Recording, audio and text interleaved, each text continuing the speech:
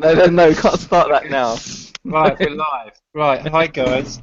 Sorry we're a bit late today. I had my daughter was using my laptop for her homework, so I couldn't Damn actually her record. education. And Yeah. then we've had technical issues. But yeah, we're here for our weekly hangout. I've got Zaheer with me as ever, and Kenneth is back. So do you guys want to say hi quickly? Hi Uh, everyone. hello, I'm not everyone. taking over. I'm just back for one more week. Oh, Right, I just need to turn my volume up because I can barely hear you. Let's hope this doesn't kick off some tech issues. echoes. Yeah. Well, I mean, I think, yeah, I think we're doing pretty well at the moment. We resolved any potential issues. Right, The I can hear you professionals that we are. The professionals that we are. We resolved any tech issues before going live. The You know. tech guru that you are, Yeah. Zahir. Oh yeah, the tech guru. Yeah, no, there's no guru about me. I've been playing Pokemon Go. Well, not really, but it's so fun. I was playing it on the I wasn't playing it really, but I went to pick up my daughters, and there Yes, you happened to were. be there happened to be a couple of Pokemon on the way. It would be rude not to, right? I mean, So is it my, sort of like an exercise thing, that is it, to make you do more exercise? well, not really, but yes, it would get you a bit more exercise. So it might actually get you out walking a bit and looking for these Pokemon. But it's kind Just a of bit of fun. yeah, a bit of fun, a bit of nostalgia, really. Yeah, Yeah, I got Andrew's downloaded it now as well. it's so fun. I'm gonna be playing it. I know I am. I'm gonna have to get my daughter a new phone though because I cheaped out on her when she got her first phone and got the cheapest phone you can get. Like, and typically it's the one phone that can't play the damn game. Uh, So she was gutted. So I can't have that. So I'm gonna have to sort her out with a So phone. is there a cost to the download of that, is it, or is it free? It's free to download, but there will be things that you can pay for digitally in the game along the way. But Right, to yeah, be honest with you, for me, the fun's going to be just walking around going, "Oh, look, there's a Pokemon." right. Yeah, it's Till really the nice. novelty wears off. Yeah, until the novelty wears off. But yeah, till then, it's good. It's good. So, how is yeah, everyone then? Oh, I should go yeah, into the chat and stuff, shouldn't I? Let's yeah. go That's in and good. sort of. I suppose the big news and the big event recently was the whole BBC thing, which is partly why Ken has come back in for another chat this week because we wanted to talk about that, air our views on that, and then put it all to bed. Caroline didn't want to take part because I think she's had her fill of this as well, which is fair enough, and I completely understand. There's been talk about it all over Facebook, people airing their views, which is fine, and having their opinions. But yeah, we just wanted to get our side of it out there and put it to bed. And So I'm just here because I'm always here, right? Because I wasn't. You're the referees are here. I'm the referee. God, that yeah, sounds you're ominous. the impartial person who viewed it from outside of it. So Yeah. that's we need your point of view. Okay, I'm So just gonna get Ken, do you into. want to tell us your take on the whole BBC thing, how you're feeling about it now? Yeah, well, first of all, like I say, we do really want to put this to bed now. It's been and gone. It's been on TV, but we thought it was only fair, really, that excuse me, that we gave everybody an opportunity to ask any questions, have a little comments, but sensible comments only, please, chaps. Because if any stupid comments, we're just going to ignore you anyway. But let's keep it sensible. We just want to know, really, sort of like before when we announced the documentary was going to take place, a lot of people were worried, thinking it was going to affect reselling. Now that they've seen it, do they think that their fears were justified, or do they think that it was all a bit of a storm in a teacup? And just like basically just to get people's feedback on it, and then we'll put it to bed, and the BBC will never be mentioned again. And we That certainly won't be sounds doing good. another show. That sounds good to me. Plus, I think it needs to be mentioned in the show that I'm sure most people watching this will have had a look at. They put the figures up of what we supposedly made on the handful of items we sold, and Ken was portrayed as making a loss, which I know wasn't the case. Ken knows wasn't the case. So does Caroline, and we still can't figure out how on earth they've managed to come up with that. What's your take on it, Ken? I think what they've done is I bought the most items of anybody. I bought maybe 10 to 12 items, all low purchase prices.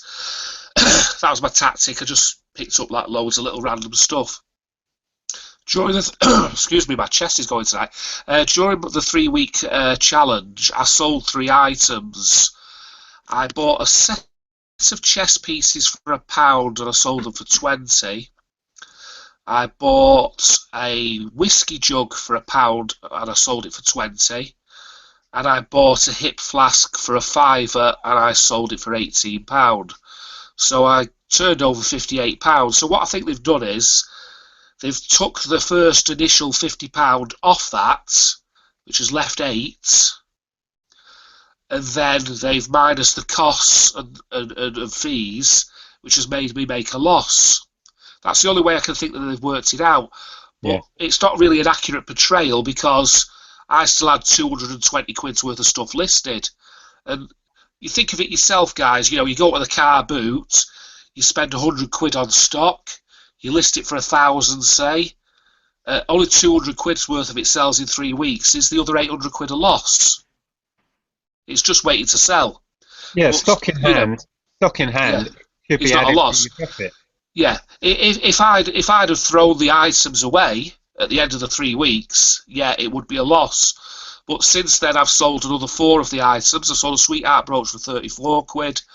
I've sold a silver spoon for 15. I've sold a little perfume bottle for, I can't remember whether I sold it for 13 or 15. And I sold another little badge for 8 quid. So I'm sort of like around the £100 turnover from those items. I've still got maybe 120 quid's worth listed.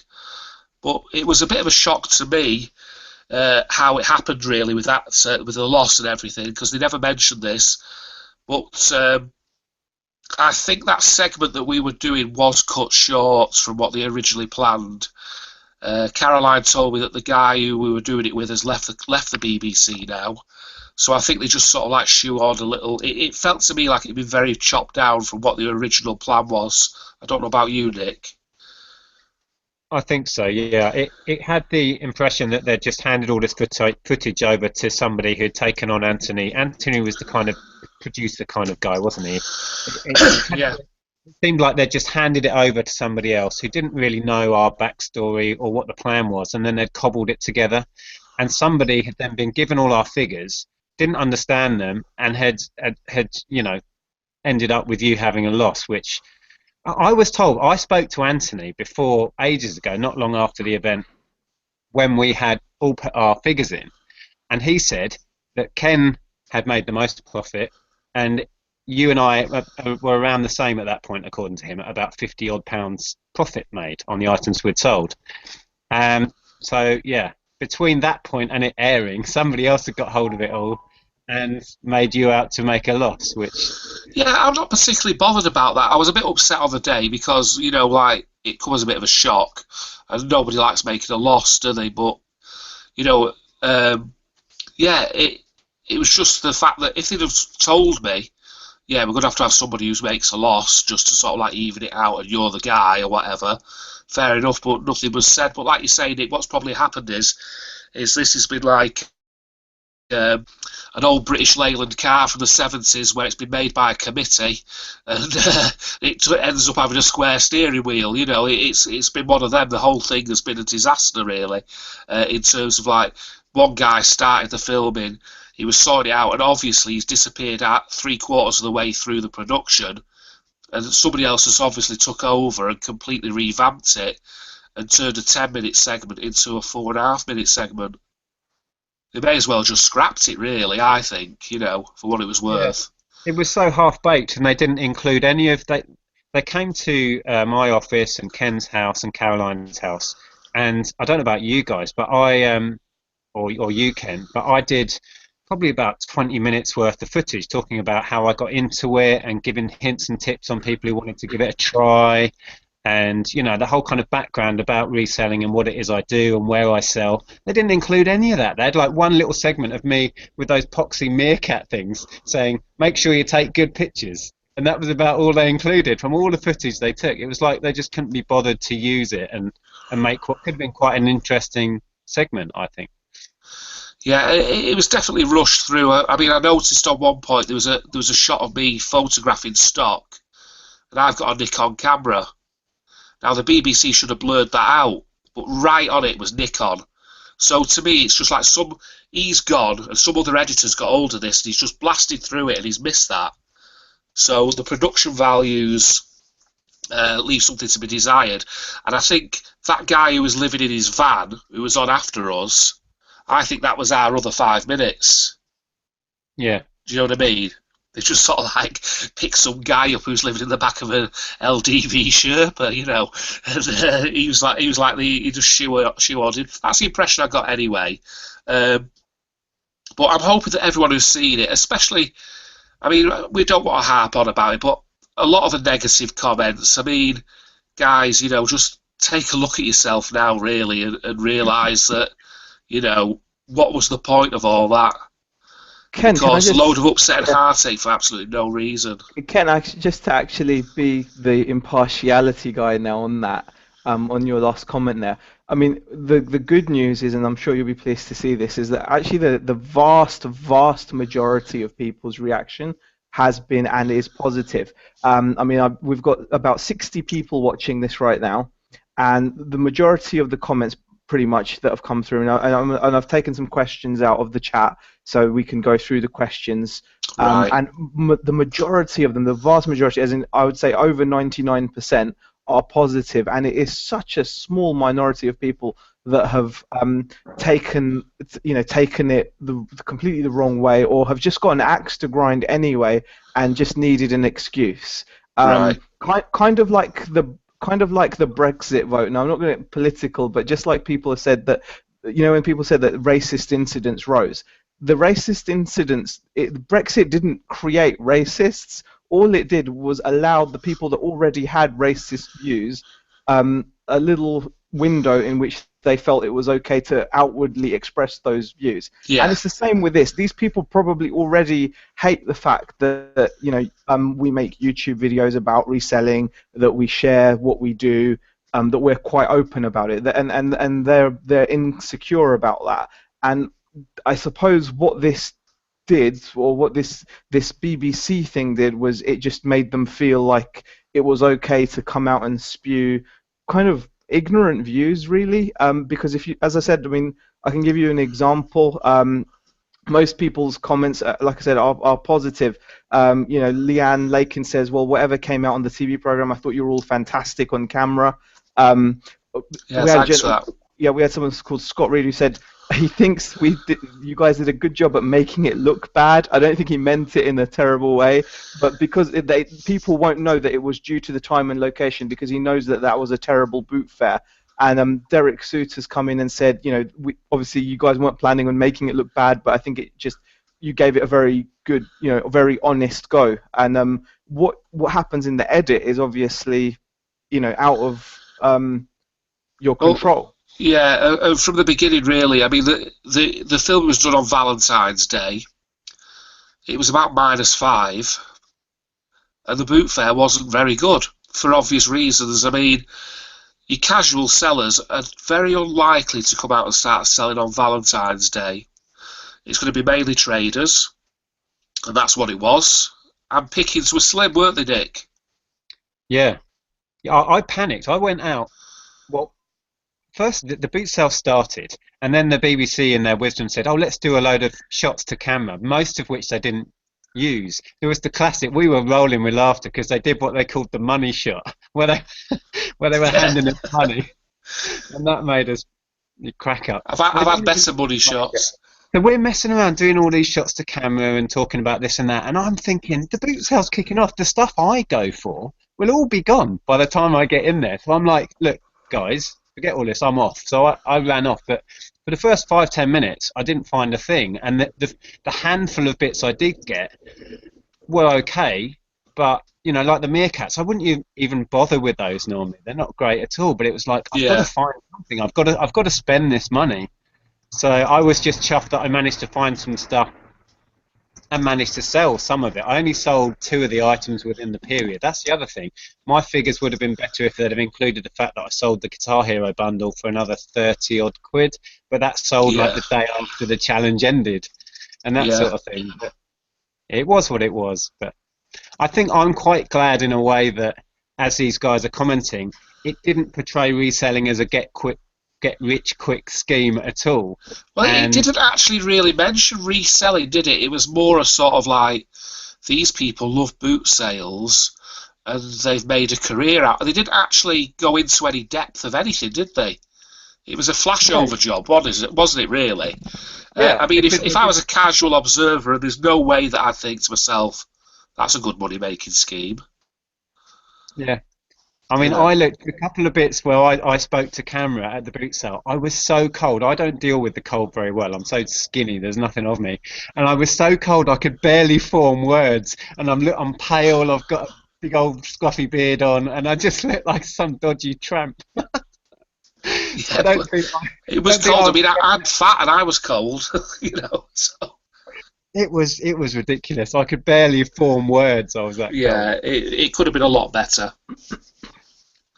I mean, just to add to that, I mean, Derek Suter puts it quite well. I mean, he's honest enough to say he was very worried previously, but now that he saw it, there was absolutely nothing to worry about. And actually, it was cool watching you buying on TV, and he made his family watch it too as well. So, you know, I feel sorry for your family.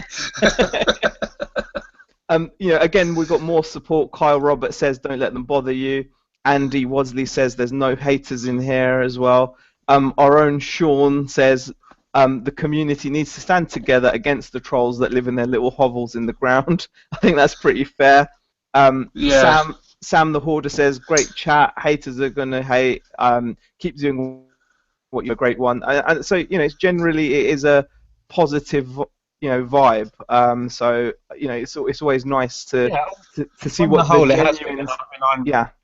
I'm really grateful for that. The level of support. I put that video out that I made at the time the other day, and that's had, like the chat now, 99% positive feedback on that. But today, for some reason, on some of the Facebook groups, there was some unnecessary chat about us, and it's made personal, and I just don't see the point in that. But one of the things that keeps cropping up, and it cropped up in one of these Facebook group chats, that kind of was a spin-off from the BBC thing, was the fact this one guy, I can't remember his name now, harped on about the whole YouTube thing again. And he said, I don't know where he gets his facts from, he said that Nick now makes a full-time living on YouTube. And it's like, how many times do I have to explain? I do make money on YouTube, but oh my God, it barely buys me a couple of pints. You know, it's like, oh, that just made me laugh. But where do people get these facts from? That's what I want to know. Well, the YouTube ad revenue, I mean, I know you've got a lot more viewers than I've got, but I've been doing YouTube videos for 2 years now, and I think I'm up to about $70. I've not even got the first payment yet. So it's really, really slow coming through. You get like literally pennies. You get 100 views and you get like a penny or something. It's not even worth bothering. It's in truth, it doesn't even cover the cost of the batteries on my phone. I've had to start doing my films on the tablet now because my camera takes AA batteries, and you know it doesn't even cover the cost of the batteries. You know, so what is the point? I started off doing YouTube basically for my own records, and some people like the videos and they watch them, and that's appreciated. But you know, when people start saying about egos and stuff like that, it's absolutely ridiculous. I mean, not blowing smoke up Nick's arse here, but if it wasn't for Nick, both me and Zaheer would probably be doing this very, very part-time at best. And, you know, we'd probably still be doing our full-time jobs, hating it, and being miserable. So it's give us that impetus to move on to do something that we want to do. And not necessarily make lots and lots of money in the beginning. It's been a struggle. But it just gives us that little push. Those videos, when they first started coming out, just gave us that push to just take that chance. We're not alone. There's probably sorry Zaheer for going on, right. But yeah, we're not alone. There's probably I reckon 80% of that Facebook group have been inspired by Nick. And then when you see people coming back and sort of like biting the hand that feeds them, to me, frankly, I just pity them. I just think they should be pitied more than hated, because it's absolutely ridiculous. If anybody can honestly say they've not made money off Nick Hills, they're either a liar or they're not doing the job properly. Simple as that.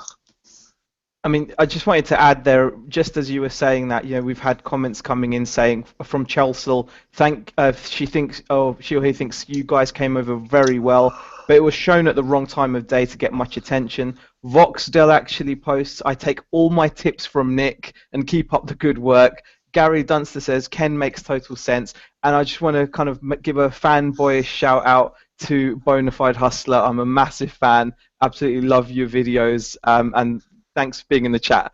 He's from, everyone should watch his videos. Oh, yeah. Chris, Chris Bonafide Hustler, yeah, he's in the chat. Hi, mate, how are you doing? Yeah, so brilliant to say hello. Yeah, actually, Chris, I love Dopios.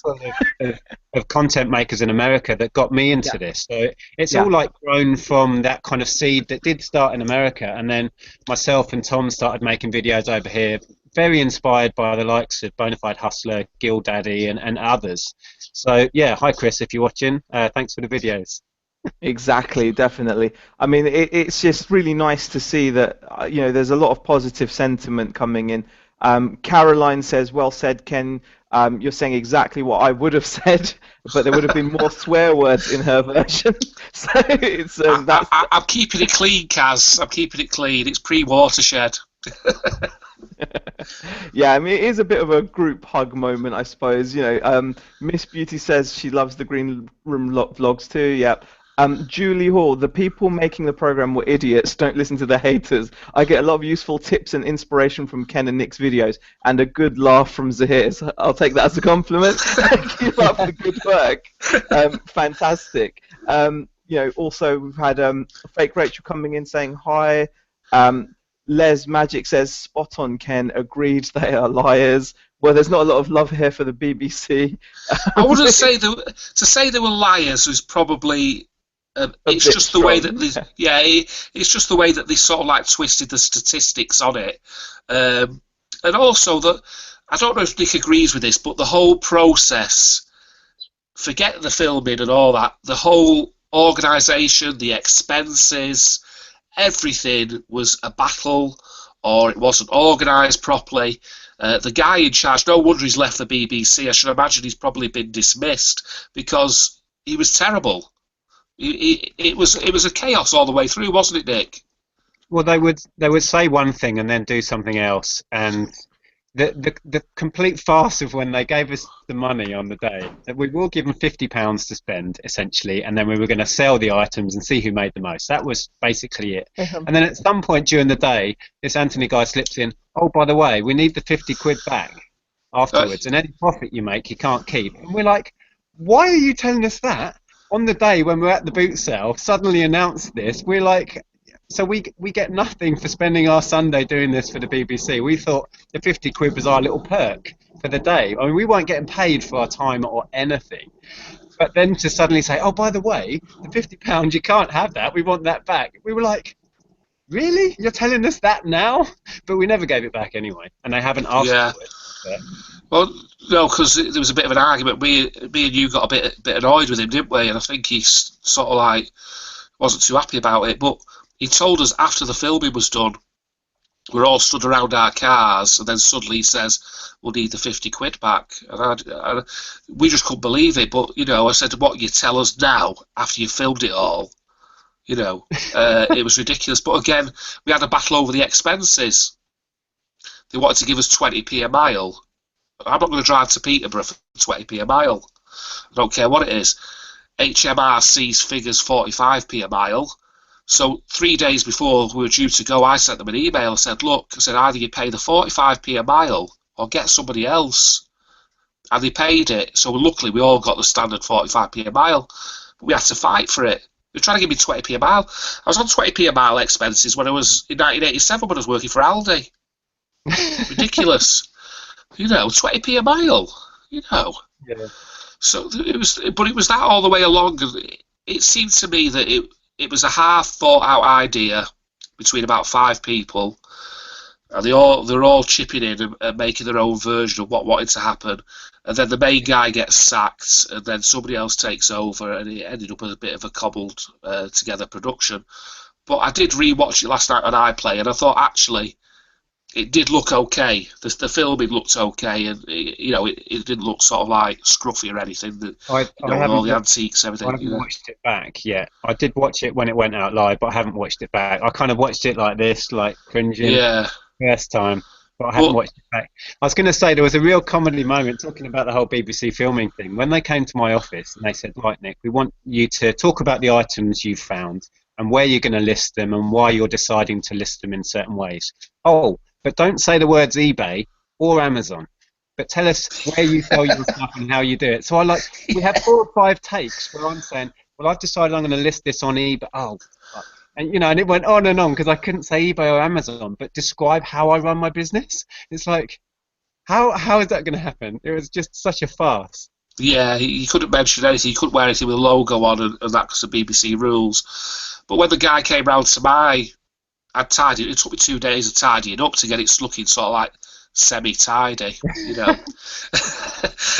And he comes in and he sees all this stuff everywhere. I mean, my bedroom doesn't look like a bedroom. It's just racking and there's stuff on the floor and there's paperwork everywhere. I mean, it's organised chaos.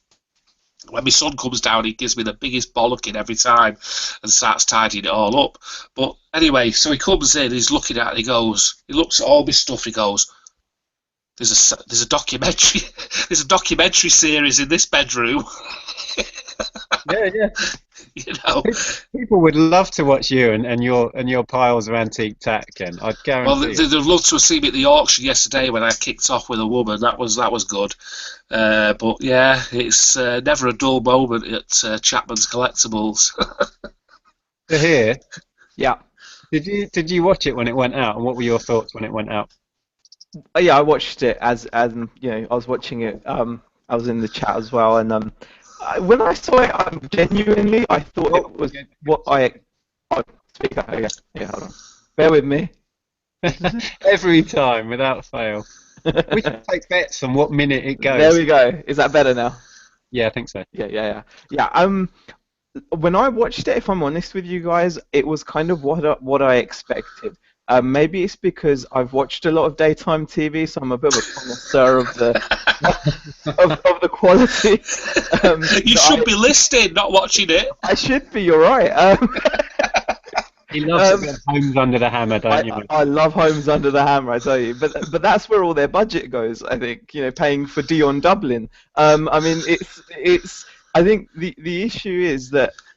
It's always going to be light-hearted, and the problem is resellers, I think, as a species of people, are by their nature passionate, because you have to be. You can't do what Ken does, or what Nick does, or what myself do, or Margaret, or Caroline, or anyone else that you choose to name, or Bonafide Hustler, because he's in my head now, because he's in the chat, and you can't do that, and you can't do this job unless you're passionate.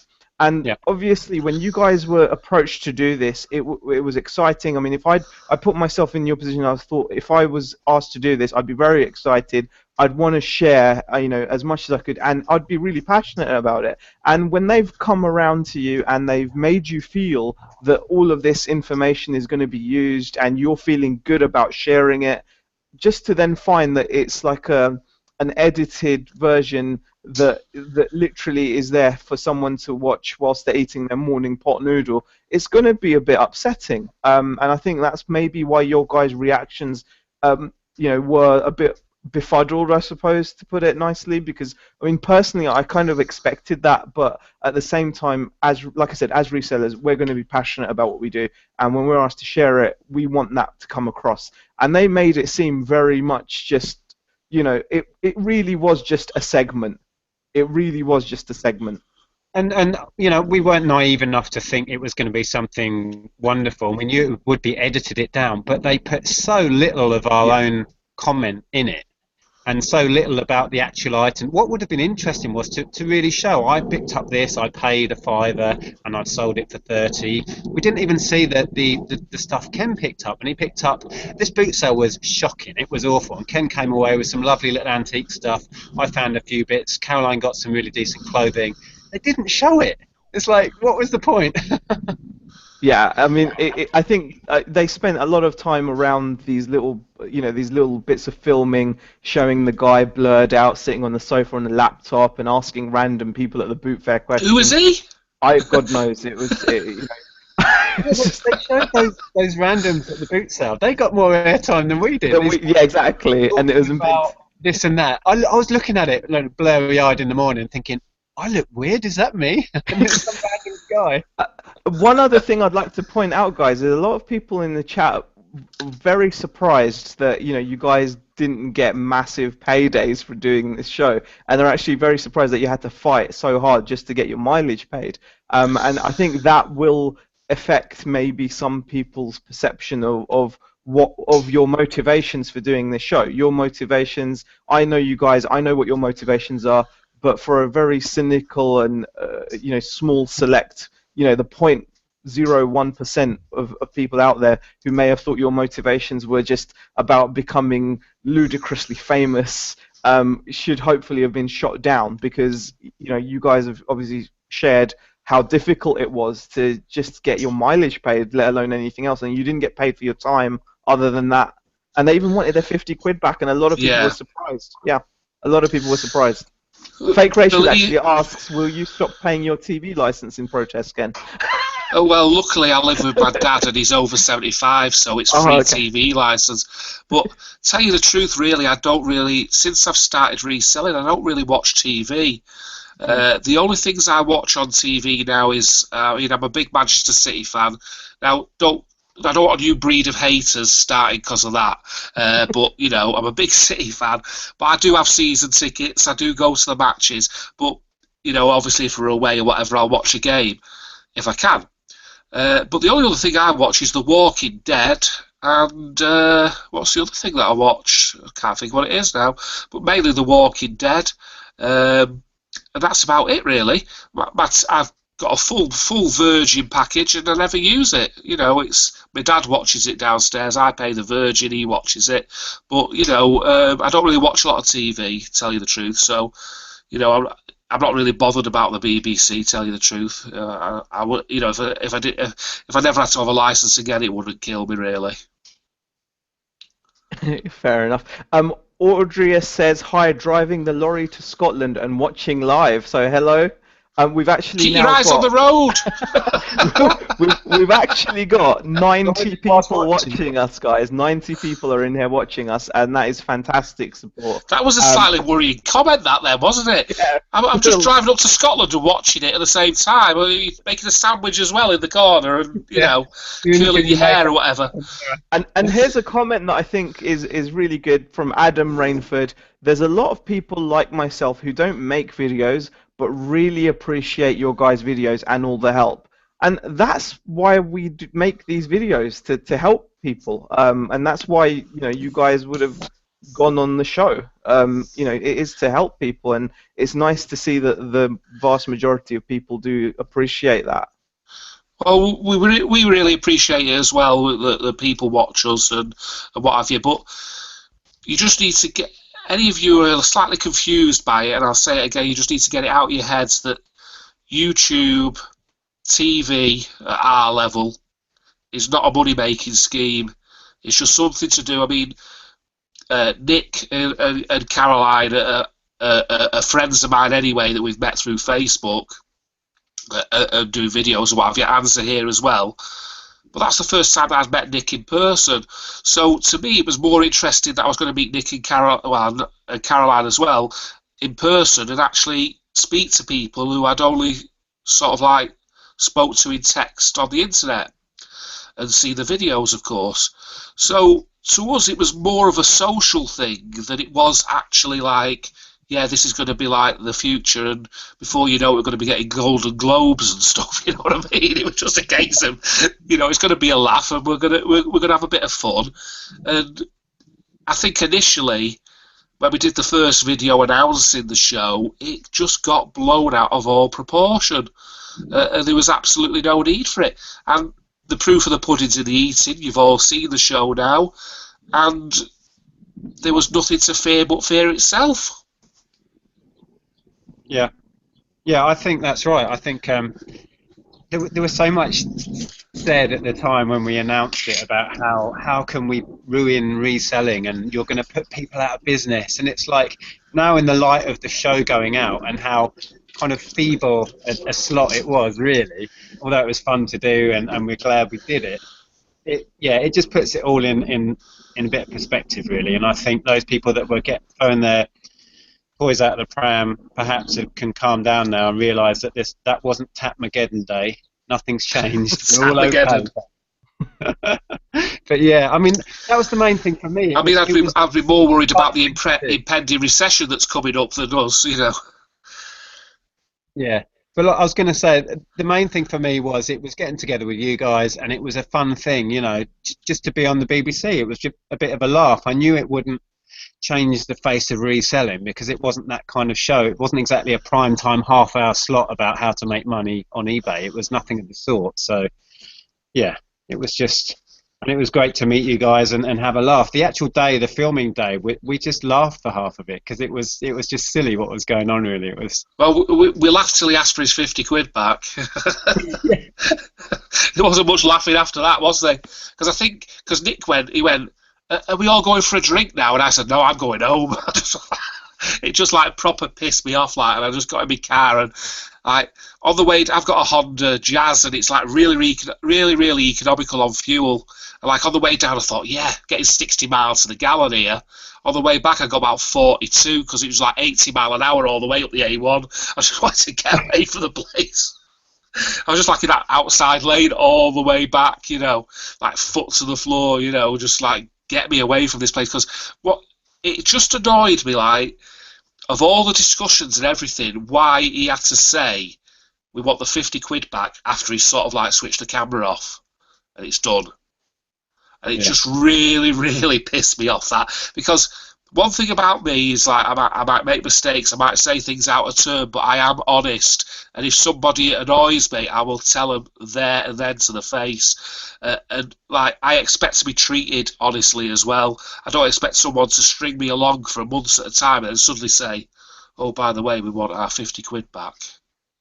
Yeah. I know it's only 50 quid. It's, you know, 50 quid's 50 quid. That's not the problem. It's just the principle of it. It just annoyed me, you know. Yeah, it was how it was worded, which was, we will, when you turn up, we will give you £50 to spend. You will spend it and then sell the items. It was never ever said we will loan you 50 quid or you can borrow this to spend it. And then when they suddenly came out with it, we were like, hang on, what? Just ridiculous. Yeah. I never, you know, but it's just so annoying.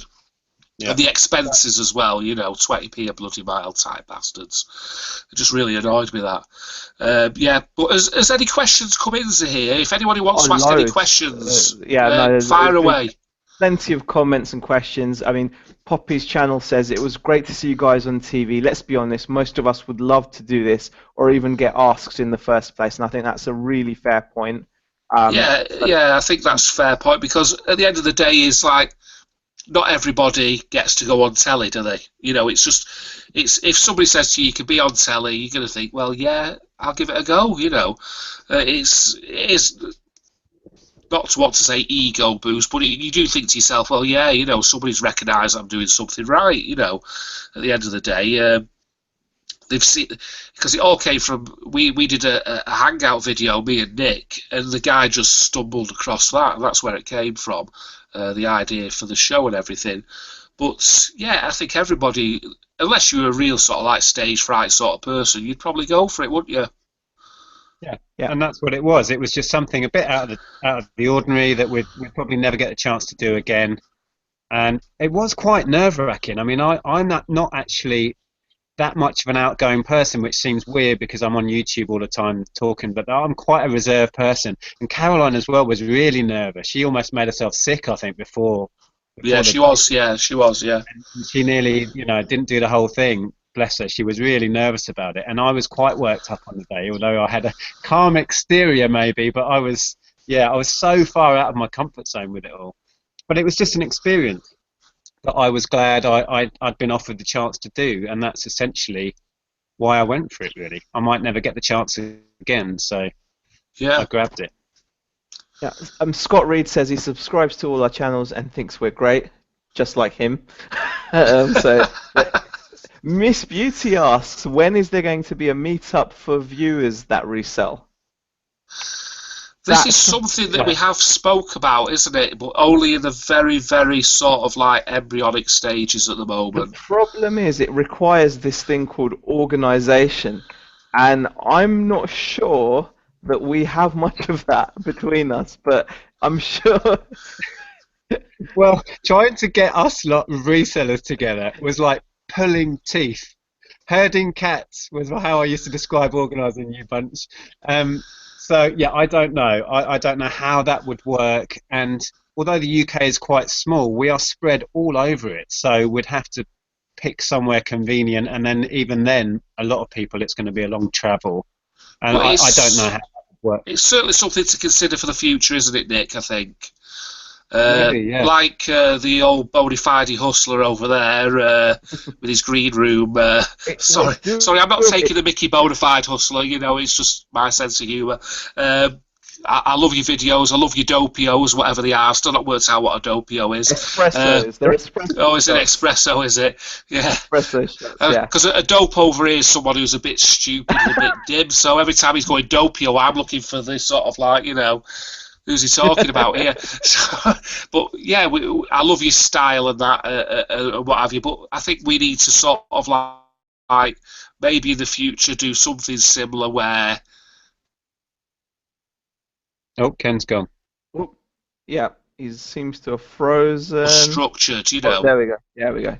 Oh, yeah, we lost him. Are you back there, Ken? Yeah, Nick. Yeah, Ken, we're back. Is he back? Ken? You're all, yeah. My Wi-Fi just went off for a second. Then I think. I'll catch up. Yeah. So that'll be something for the future, really. Then we will be looking into it closely. Yeah, but it's only early days at the moment. Yeah. I mean, we've only just organised a meet-up of people who've been talking on Facebook for 12 months. So you know, give us a chance. Exactly. Jack Payne asks, "Hi guys, do you think car boots have had a massive reboot in good items?" I know that's not like a BBC related question, but it's good to mix it up. And I think he's been answered by Sean in the chat that actually there've always been good items in the boot fairs. I mean, I've not really noticed any particular improvement or. I think it varies from one week to another, doesn't it? Yeah. Really, you know.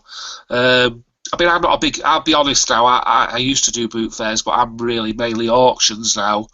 But I do go to the odd boot fair. And when Zaheer was up in Lancashire, I found some particularly good things. I found that stethoscope that sold for 110. I sold an Art Deco statue that I bought for 15 for 50. And this was just at a boot sale, you know. And also I've got that biscuit tin I've got on for 125. So, but me and Steve went 2 weeks ago and found literally nothing. I was really struggling. So it is hit and miss, you know. You could theoretically go and find one stall where you could pick up a full week's worth of stock, and then other weeks you'll go and there's nothing there. It's similar at the auctions, but obviously at the auctions, because there's a lot more lots, you do stand a chance of finding something. But it's mixed, isn't it? It's always going to be mixed. You can't expect it to be perfect all the time, because if it was, the job would be too easy, you know. Yeah, it's my experience is that the stuff has always been there, but it is very hit and miss, and that's half the fun of it for me. I don't know what I'm going to be picking up from week to week, although I do pick up very similar stuff because that's kind of what I do. There's always random things that I'm not expecting to find, but yeah, some weeks slim picking, some weeks you're just falling over the stuff. But yeah, I don't think they've improved or got worse. They've just been pretty stable the whole time I've been doing this. The big sales.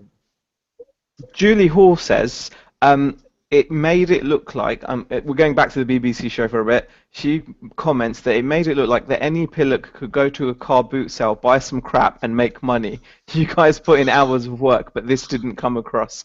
I think Julie, I think that's in a nutshell, that's what most of these shows are like.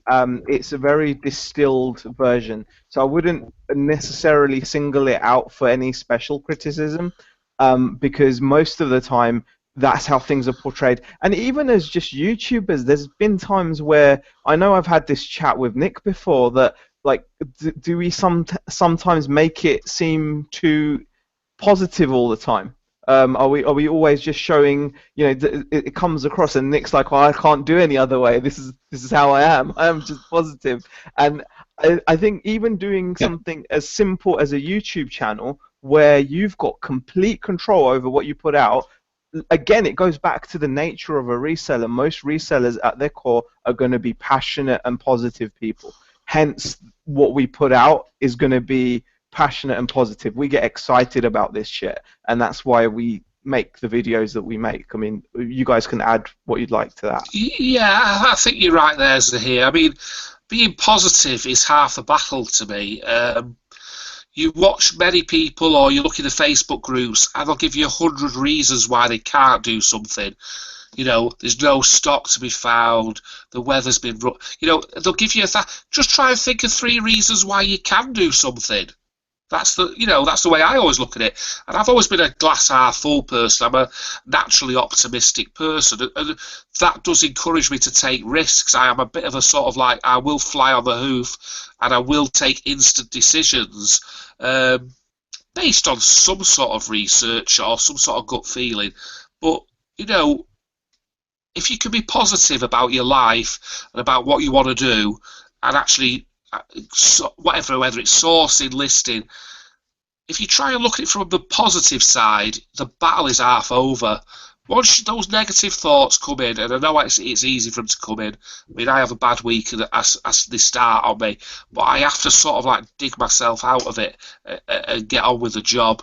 But like I say, stay positive, and that is the biggest part of it to me. Yeah, I'd agree. It's so important when you work for yourself and everything is on your shoulders essentially. How much you make week on week is down to you and you only. There's nowhere to hide really. And if you can't stay positive and motivated, you're going to struggle. But that's not to say that's easy. That's the hardest part of what I do, is staying positive, staying motivated, staying on top of everything. It's a constant battle. I think Zaheer and I are very similar in this, that we know what we need to do, and staying positive and motivated is half of our daily work, I think. Would you agree with that, Zee? I mean, definitely. I mean, that actually kind of leads into another comment we've had. John Cottrell asked, do you guys agree that a lot of this reselling malarkey is down to luck, right item, right time? And I'd actually say, no, I don't agree with that. I disagree with that, because luck is something that you make or you attract to you by your attitude. I genuinely believe that. It's not a coincidence that I go out and find high value items however I do it. It's not a coincidence that every time Nick goes to these charity shops that so many people are apparently struggling to find items, he constantly finds enough items to send in FBA shipments. It's not a coincidence that Ken can go out week after week and buy truckloads, literally, of whatever item that he wishes.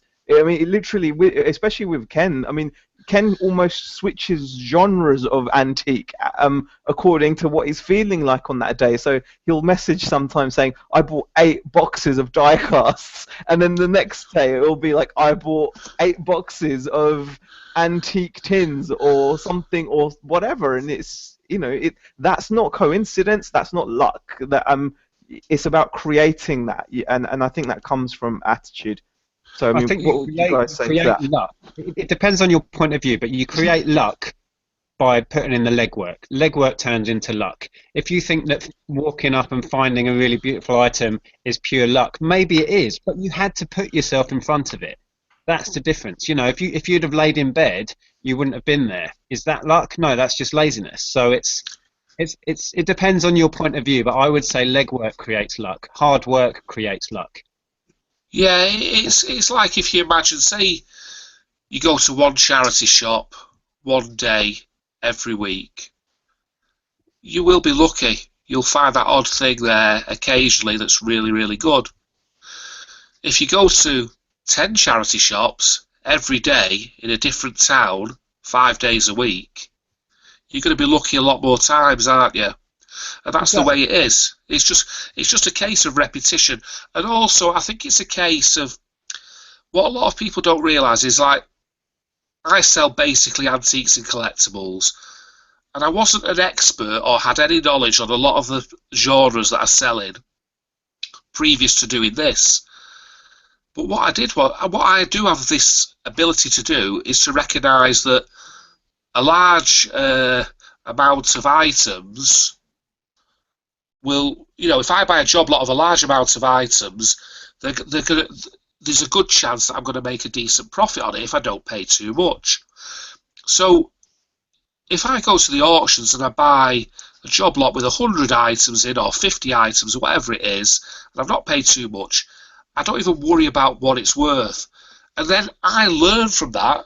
I bought a job lot of badges on eBay 2 years ago, and from that I've got most of my badge knowledge because I had to research those badges when they came, and then I started buying more badges, and you realise what sells and what doesn't, and what goes for good money and what doesn't. So you add that to what you know. But it's not luck, it's just a case of thinking to yourself, you know, it's lowering the risks. I could go to the auctions this week. All I bought was die cast and a few bottles and a couple of bits of militaria. There was no silver there for me to buy of any consequence. I like buying silver. There were no medals. There was no badges. There was a lot of the items that I normally buy weren't there. But because I buy over maybe 20 or 30 different types of item, there's always something. Now, that's not luck. That's just a case of me spreading that net wide, that I don't just buy Lego or die-cast toys or board games or whatever. You just need to be able to look and think, yeah, there's money to be made there. That's the skill. Definitely. I mean, a lot of comments coming in about that there is timing, there's knowledge. There are different facets, but definitely I think that, like you said, legwork is one of the main ones. Audrius, which is the guy driving his lorry to Scotland, is asking how much do you guys spend on average in a Saturday and Sunday car, like on a car boot at a weekend? I mean, that's a bit of an open-ended question. It really depends on how much you find. Yeah. Well, I was at the auctions yesterday. I spent £462. Yeah. But I'll have a couple of weeks break now because I've spent about maybe 2.5 grand in the last month. So I'll have a bit of a break for a while and let the PayPal build up. But again, I could go on eBay on a Saturday night and spend £5 ton. Or Sunday or whatever. So, because I'm looking for those big job lots of items, I'll buy a job lot of military badges for 600 quid if I know it's 2,000 quid's worth of stock there, and then I'll be prepared to break that down and sit on it. So, to me, I'll spend as much as I can possibly get away with without getting into serious financial trouble. It's pretty much the same. Yeah. Spend as much as you need to. If you see the stuff and you think it's got money in it, spend the money, get the inventory. That's what I do. Yeah, at the moment I'm spending a couple of £100 at a weekend if I go to a few boot sales. But I'm still almost like a part-time eBayer right now because I'm putting a lot of time and effort still in the shop. But I will do a video about the shop soon. There's some updates I need to put out there. But yeah, I mean, in the past I've spent a lot more over a weekend. It all depends on my current situation, really, how much money I've got to invest in my reselling and where I'm at with it all. But yeah, at the moment it's a couple of hundred if there's a few good boot sales out there. What about yourself, Zaheer? Do you take a certain amount with you when you go? I take as much as I can. It's one of those. It's a difficult one. Sometimes I seem to spend whatever I take, so I have to be careful in that sense. It's just a difficult. But yeah, I mean, sometimes I'll take like 200-300 quid, but I'll only spend 50.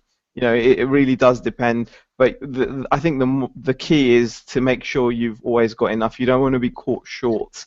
Oh yeah, Yeah, that's the that worst. I've yeah had that once or twice in the past where I've come across the mother load, and it's like I've got 20 quid left, and I want to spend 100 on this stall.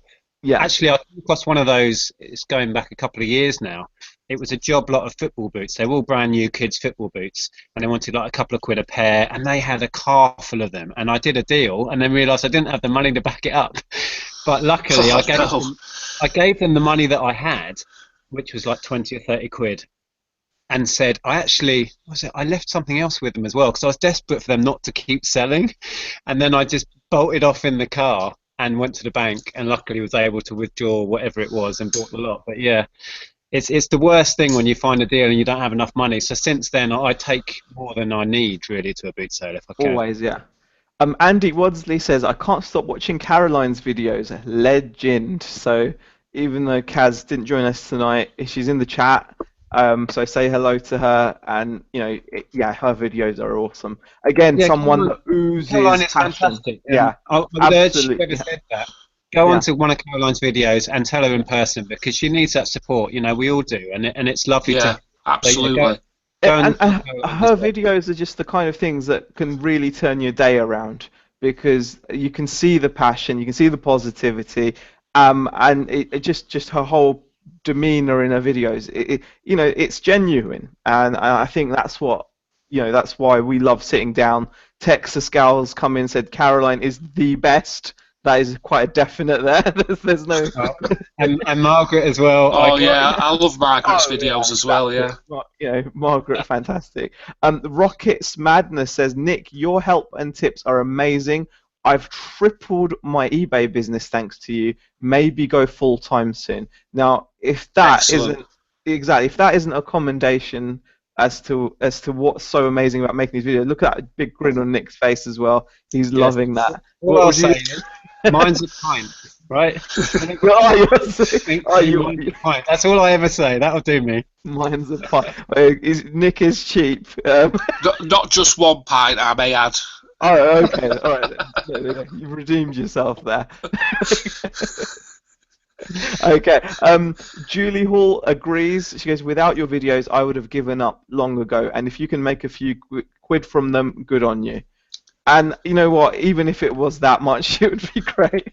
But yeah, thank you very much, Julie. I mean, you know, it's what we make these videos, like we've said so many times, and we won't get tired of saying it because we enjoy sharing. And I'm glad that 99% of people out there will appreciate that, and we're prepared that there will be that small minority that may not. Yeah, but it's yeah. What I will say is it is really nice for people to take the time to actually say that because you know, we hear too much from the negative people sometimes because they've got so much to say about it, and it's lovely to just hear the positive comments because it genuinely makes it worthwhile. It's a tiny little thing that only takes somebody a minute to say thank you for sharing or whatever it is, but that genuinely makes it all worthwhile. It sounds so contrived to say that, but it's not. It's genuine, and the fact that I know I'm helping people and they appreciate it makes it all worthwhile keeping going, really. Yeah, and also, like, you know, a lot of your commentators, sometimes they help you as well, don't they? I've had commentators on my videos, and they've put me on to like little antique sales, and you know, little car boots to go to that are good, and it's just building up that network over the internet of people who are interested in a similar thing, and sort of like we're all helping each other to a lesser or greater degree. Yeah, well, did you see that recent video I did, blatantly wanting people to do my legwork for me? Well, I said, your wrestling figures, yeah, I did, Nick. That was a bit cheeky, that. Well, I showed a few in haul videos, and people were quickly saying, that one's so-and-so, that one's so-and-so, and I just showed them for a second. So I thought, hello, this is good, because I have no idea. So I said, right, what I'll do, I'll just lay them all out and say, and I don't know how many people now, but several people named all of them for me. Yeah, well, some people have got big knowledge on that. Yeah, and I don't. So that's, you know, I'm getting something back for my effort, which is great, and they've really helped me out. So thanks to everyone, by the way, for doing that. I do appreciate it. All you wrestling figure gurus out there, we thank you. Chris M says, you're all top guys, always watch your vids. Oh, I've you've got learned to a get lot. your headset, Oh, Z. bloody hell, I'm going to... I hope you didn't spend a lot of money on that headset because it's shit. I tell you what, he sells vintage stereo equipment, yet he buys his headsets from Maplin. It's ridiculous.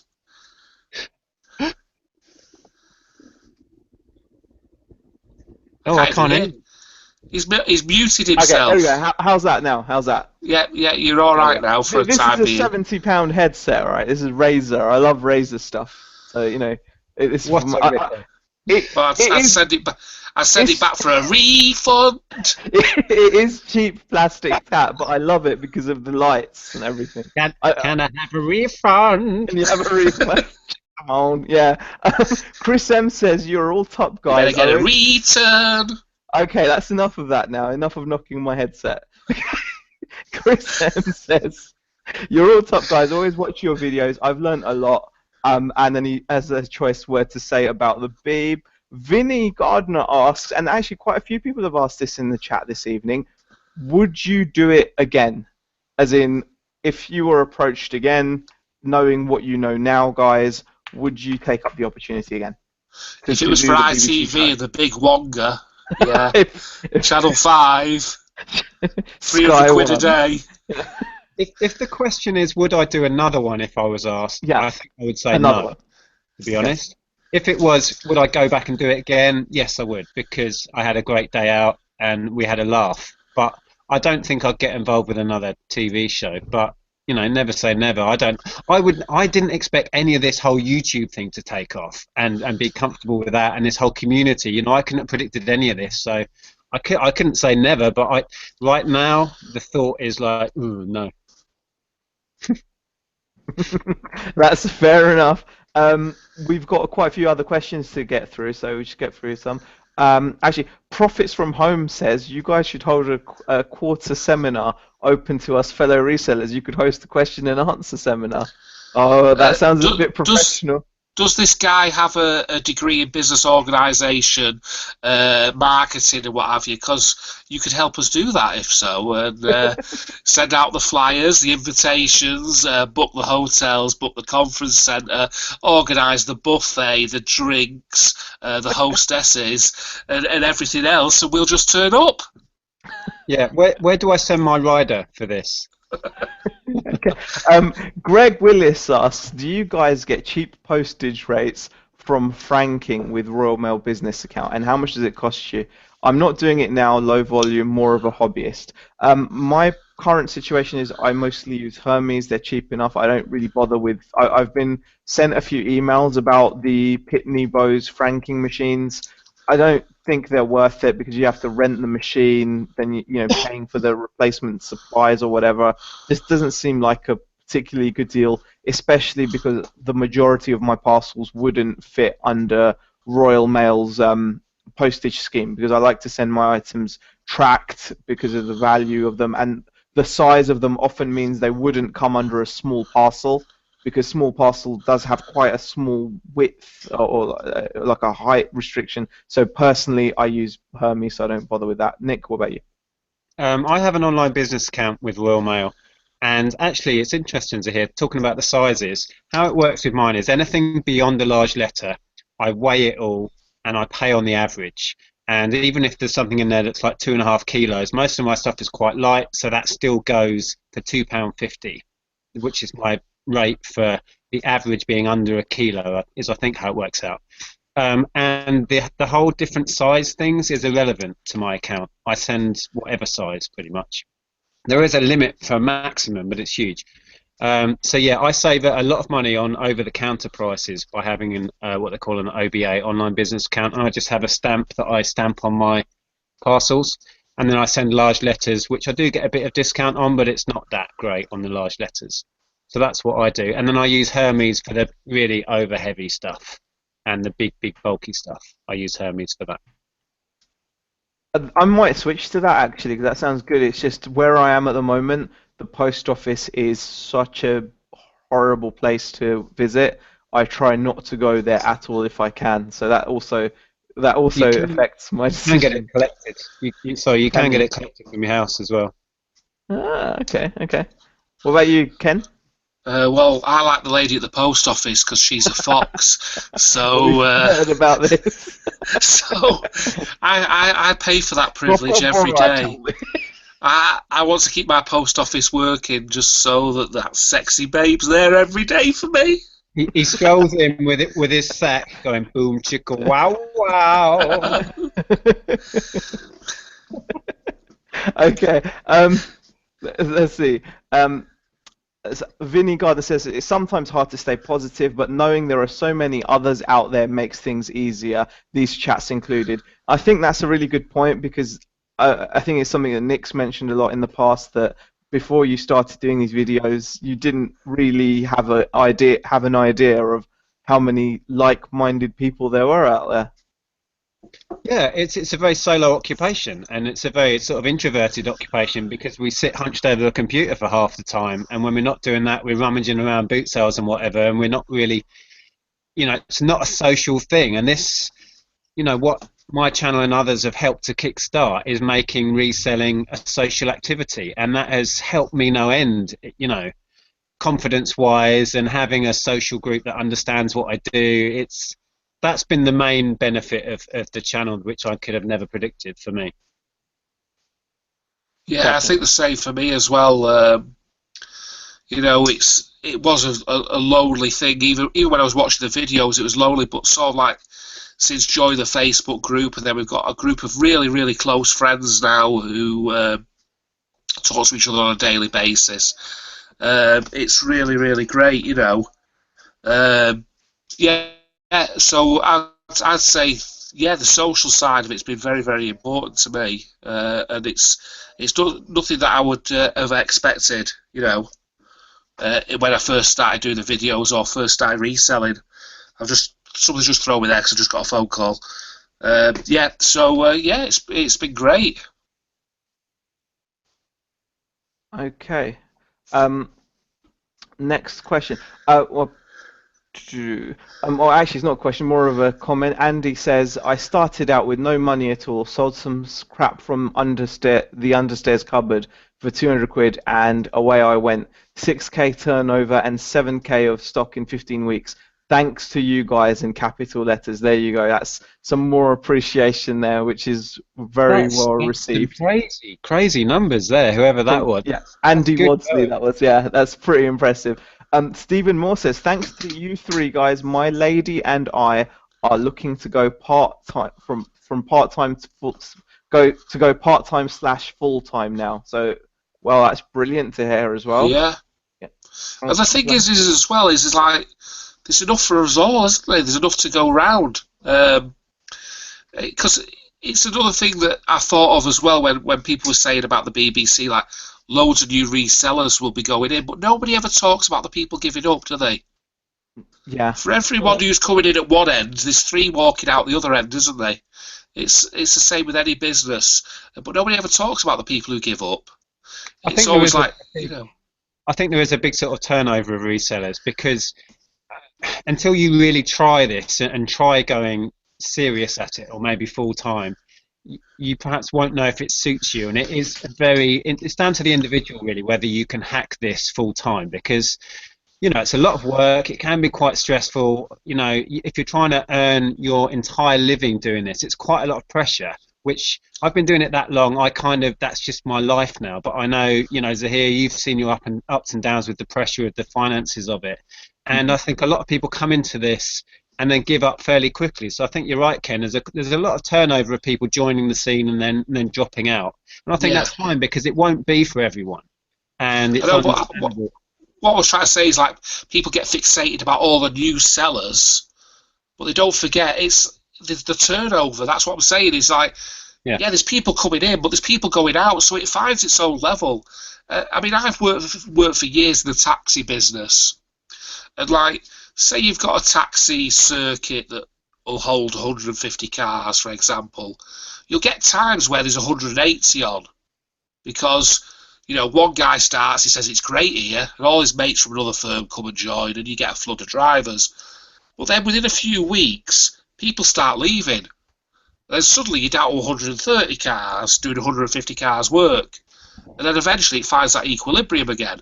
And I think it's the same with the reselling, because to be a success at it, even as a part-timer, you've got to put quite a bit of effort in. And I don't think a lot of people realise that. They make a few quid, and then they get bored with it. It's like the people who go to the gym.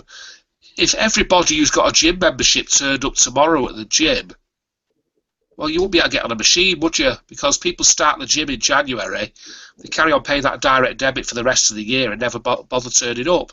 I think it's the same sort of thing with people with eBay accounts. They start off all enthusiastic, then they get a couple of setbacks, they get a negative feedback, or they get a refund that they don't agree with, and suddenly it goes on the back burner, you know. And I don't think people seem to take that into account a lot of the time, that there's as many people leaving, giving up, slowing down, as there is people who are taking the job on, speeding up and ramping it up. So, you know, don't worry about it. It's basically, just get on with what you're doing and keep working, you know. Yeah. I was just distracted before. I looked at the chat on the messenger, and the last comment is, "It's all Nick's fault."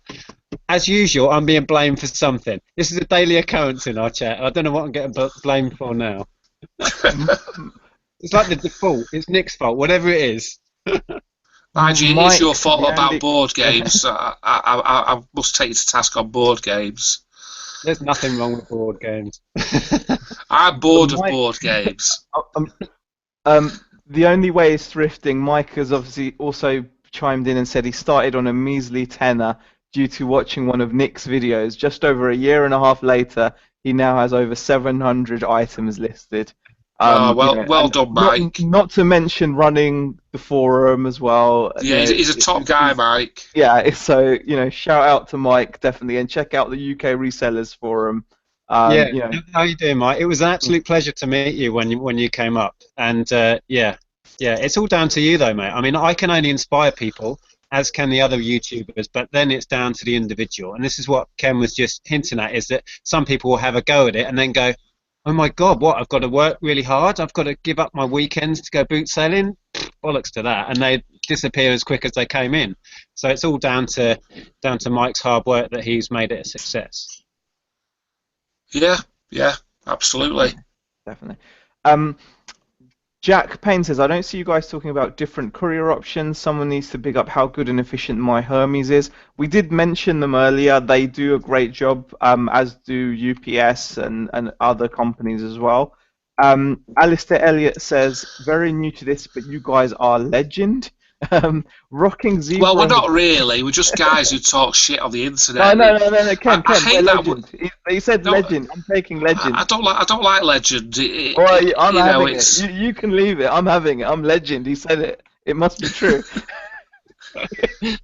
It was said on the internet over here, so it must be true. Exactly. You're a legend and a guru at the same time. I'm a legend guru, and you can just be a guy on the internet if you want. Well, that's all I am. I'm just a guy on the internet who sells old stuff. You know, nobody's a legend. It's just a case of that all of us put out regular content. That's all it is. We're not legends. Yeah, that's what I was going to say. I mean, I'm only in this position kind of as a reseller a lot of people name because I've been making videos in the UK I'm one of the longest doing it, if you know what I mean. But I just happen to be that guy. I don't proclaim that I'm amazing at what I do or whatever. I've just been doing it a long time, and I happen to talk about it. But yeah, there's plenty of people with just as much experience, probably way more, that have been reselling longer than me. I just happen to be that guy, you know what I mean, who happened to make a video and it all took off. Rocking Zebra's got a really good question. Have you inspired any other members of your family or friends to try reselling? Yeah, well, my son is well into it, and I never thought he would be. And he's got a proper business head on his shoulders, and he's gonna be. I tell you what, he's gonna make me the money. You know, he loves it. He can't wait. He's checking my eBay every day. He's revved up and ready to go. So as soon as he finishes his degree, he'll be coming on board, I think.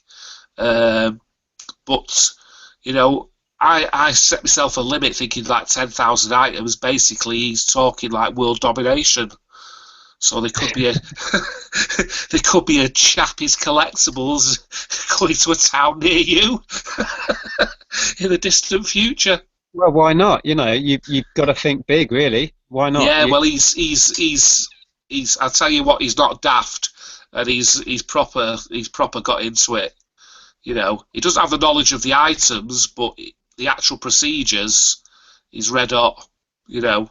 Like I said to you before, I think that's a perfect combination because you know you can both focus on what you're really good at and make a success out of it. I think, yeah. Yeah. On to bigger and better. That's what he said to me. He said like basically he's an economist. You know, he knows everything about the economy. And I mean, when I say everything, he's pretty damn good. And like my basis was always in retail management, so I've always been in business. But I used to work for supermarkets where I was managing stores that took £500,000 a week, and I had to do productivity and all that sort of thing. So reselling a bit of tat on the internet isn't really that taxing to me from that side of the fence. But with his knowledge of economics and sort of like efficiencies, and my knowledge of stock and knowledge of business, it's going to be a good combination. You know, I'm looking forward to it. I'm passing something down to my child as well, which is more important to me, really.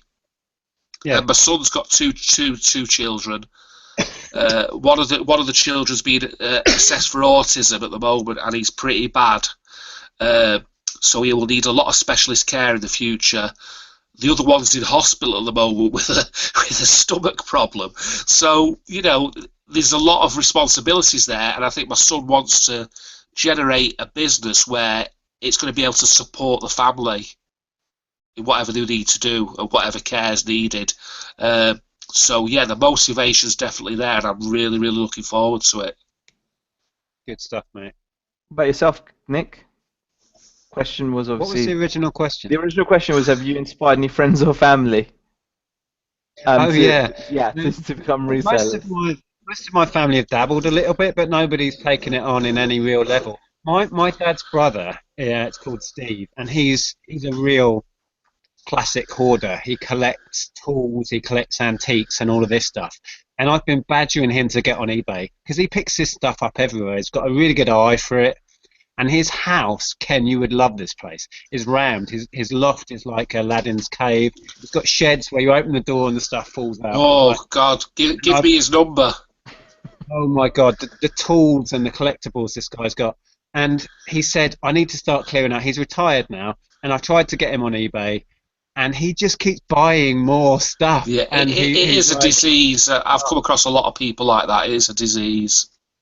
Yeah, so I've shown him the ropes, and you know, it's one of those things. You can lead a horse to water, but he just keeps buying more than he's selling. In fact, I don't think he's selling anything on eBay anymore. He sold a handful and was really pleased, and then bought 10 times as much the next week. You know, you see guys like that at the auction. They'll buy a shed load of real shit stuff, all the really rubbish stuff. You'll see them loading the van up, and they open the doors of the van, and it's like 6 inches from the end of the van, and they're sort of like they're rearranging all the van to try and get this latest load of crap on top. I think just go away and sell a bit, you know. Just let it drain down a little bit, because there's one guy at our auctions, and like there's a lot of really bad lots, you know, multiple lots, and he always does this. Like they'll go £20 for this lot, £10. He always goes like that. So he starts it off at a £5, and he ends up getting all these £5 lots of like crappy china and really shit stuff. He's got this van and he opens it up and it's like fruit boxes, floor to ceiling, all the way to the back. And he's got his wife sat in the front and he's sticking him on her knee, and it's just ridiculous. One day he'll be parked on an incline and he'll forget. He'll just open the back. And then but he buys anything. I can say to him, like, you know, I'll buy a job lot of stuff, and I only want like maybe there's 10 good items or 8 good items in that job lot, bit of trench art or whatever, a load of shite. and he'll always buy the shite off me, you know. So I love it because he just buys it off me. So I get £10 towards the lot or whatever, you know. Yeah. But it's a disease. He can't resist it. He's there every week. Fake Rachel says that she tried to get her sister and mum to sell their own unwanted items, and they just can't be bothered, even though they know there's money in it. So not everyone wants to do it, do they? I mean, be careful of going down that slippery slope of selling items for your family and all of that. Oof, yeah.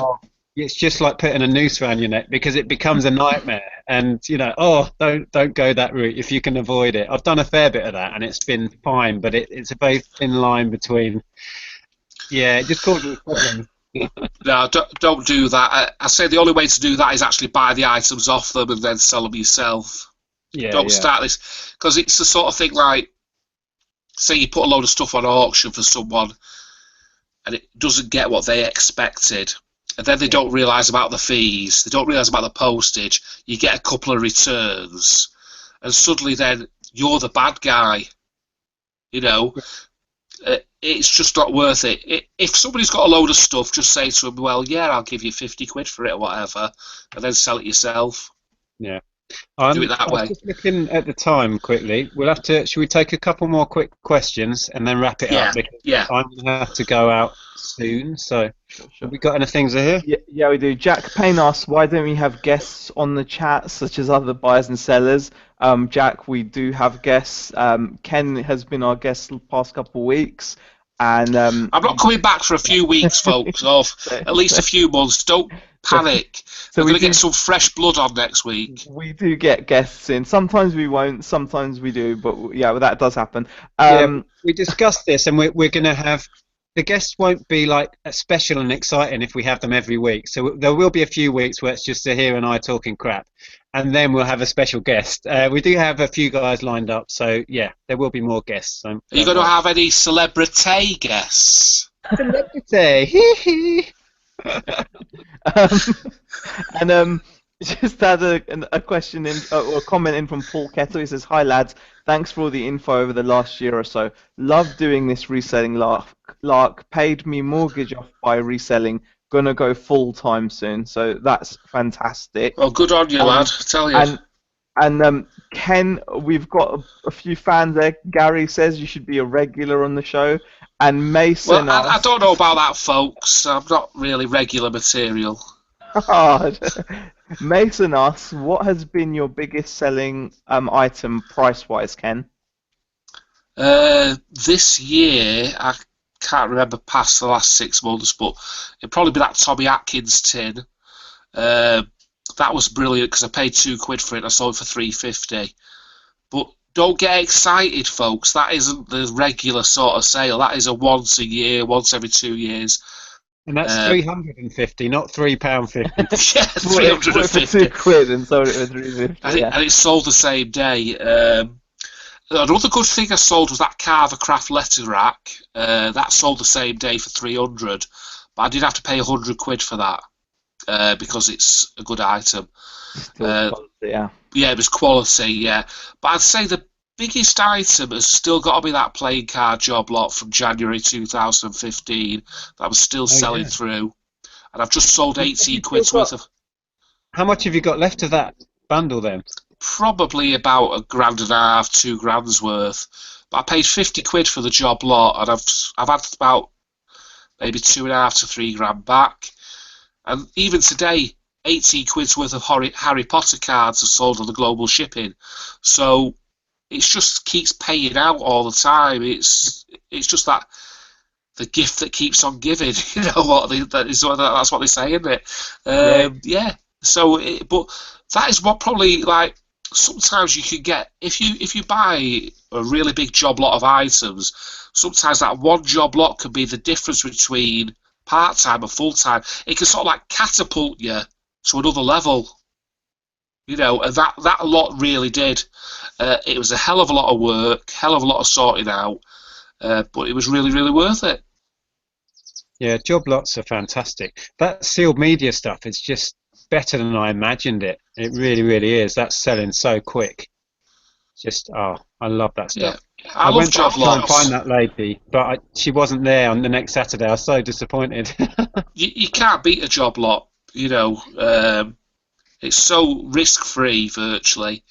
It's just a case of it's like this die cast that I'm doing at the moment. Now I've got 2.5 job lots behind me here, but you know once it's all listed and some of it's just sold tonight, you know it's just that regular. And if you get 3 or 4 of them going at the same time, like I've got my badges and what have you, it's just little payouts all the time. You Yeah, know, in yeah, between the big items. they You drip know, feed out, and it's all these little income streams, isn't it? yeah, yeah, Yeah, it's great. I love it. You know, I would always buy in lots rather than buy individually, especially at the auction, because if you buy it individually, you're competing against a collector. yeah. Whereas if you buy a job lot, a collector will very, very rarely get involved in a job lot unless it's really cheap. You know, so yeah, I love job lots. Definitely. Right. Okay, I What have we think. got? Let's have one more if we can, and then we'll have to call it a day.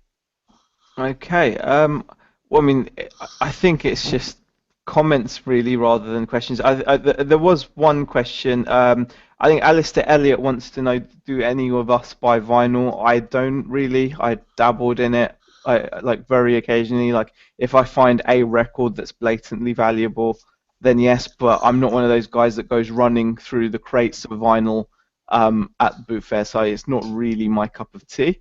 And he mentioned that job lots of vinyls are hard to find. I mean, you guys got any comments on vinyl at all? I've got a bit of one. I don't buy a lot myself, to tell you the truth, but my mate in the vintage shop has just paid 5,800 quid for a garage full of vinyl. Uh, One guy's lifetime collection. Unfortunately, this guy's died. His wife just wants to clear it out because she needs a new conservatory. So he's buying this job lot. He's bought it, 5,800 quid. But he says it's all in chronological order. It's all top quality from the 1960s to the 1980s. The David Bowie section's like 80 albums thick. The Black Sabbath section, Led Zeppelin, it's all the top bands. But he's had to take a bank loan out to get it because he just bought 2 jukeboxes, which cleaned him out. So, yeah, but there's good money in vinyl. Uh, he sold a Pink Floyd album last year for 500 quid. Dark Side of the Moon with the blue triangle, you know, the first pressing of Dark Side of the Moon. Wow. You know, he sold that for 500 quid. And I said to him with his job lot, I said, is he a blue triangle Dark Side of the Moon? He said, no, that was the first thing I checked. It's a later issue, but it's still got all the stickers and the poster and everything that comes with it. So he'll probably still get £30 for that. But yeah, he makes a lot of money off vinyl, but vinyl doesn't scare me, but you've got to be very careful with vinyl, you know, in terms of condition. Not just the Yeah. condition of the disc, it's condition of the sleeve as well, and all the extras. A lot of the vinyl from the 1970s came with a lot of extras, like your Alice Cooper Schools Out came with a set of paper panties on the corner. Kiss Love Gun came with like a gun that you can make out of like bits of plastic. So it's it's as specialised as stamp collecting, I'd say. Vinyl, you've got to know your stuff. Yeah, I'm pretty similar. I've dabbled. I've bought a couple of job lots here and there, but you're right. You've got to kind of know how to grade it and how to check the condition, and you're almost certainly going to be selling to a collector, and they are so fussy. They're notoriously fussy, and if you try and grade it yourself and it's, you know, they get it and they class it as something else, they can be so anal Yeah, about it all. So I tend to avoid. I mean, at the boot sales I go to, there's a whole teams of guys going around with those little satchels, and yeah, they'll pounce on the vinyl, and I just leave them to it because I don't know enough. It's the sort of stuff as well. If I bought a load of it, it would sit on the side because I'm not that keen to list it, and I've had issues with it in the past, so I don't tend to bother. Yeah, it's one of those areas that is really specialized, and you've got to again be passionate about it to really successfully deal with it. I mean, just like Ken mentioned, the guy that spent all that money on that massive vinyl collection, he also bought jukeboxes because he's obviously into, I guess, that kind of Yeah, mix. he is. He loves Yeah. all that sort of stuff. Yeah. So, you know, but yeah, 85 people watching, guys. Thanks a lot for Yeah, watching. yeah, I've got to say thank you to everyone. I mean, Ken, Nick, do you want to wrap up or? Yeah, just the Yeah, yeah. same really. Thanks for watching. If you want to give us a thumbs up, that would be cool, just to let us know you enjoyed it. And thanks as ever, Zaheer, for being our tech guy. I'm doing my best. It's not easy. We've got 87 people watching, 36 thumbs up, and 0 down. Now that I've said 0 down, you're gonna get 1 or 2. Well, I'm going to put a thumbs down on it just to buck the trend. So anyway, Yeah. thanks Ken for coming in. We've put this BBC thing to rest. Yeah, that's it now. It'll never be mentioned again. We've just had the autopsy. The funeral is on the moors above Rosendale on Tuesday. And we may have a small memorial service on the Friday in the pub. But apart from that, and none of you lot are invited, by the way. The ashes are going to be carbonised into a diamond pendant for Nick's wife, and that's it really. Nothing else is going to happen. It's that'll be it. Fantastic. Well, I don't think we could end on a better note than that. Ken, you're so eloquent. I love it. So cheers, guys. Thanks for joining me, and we'll see you lot next week. Bye for now. Thanks for watching.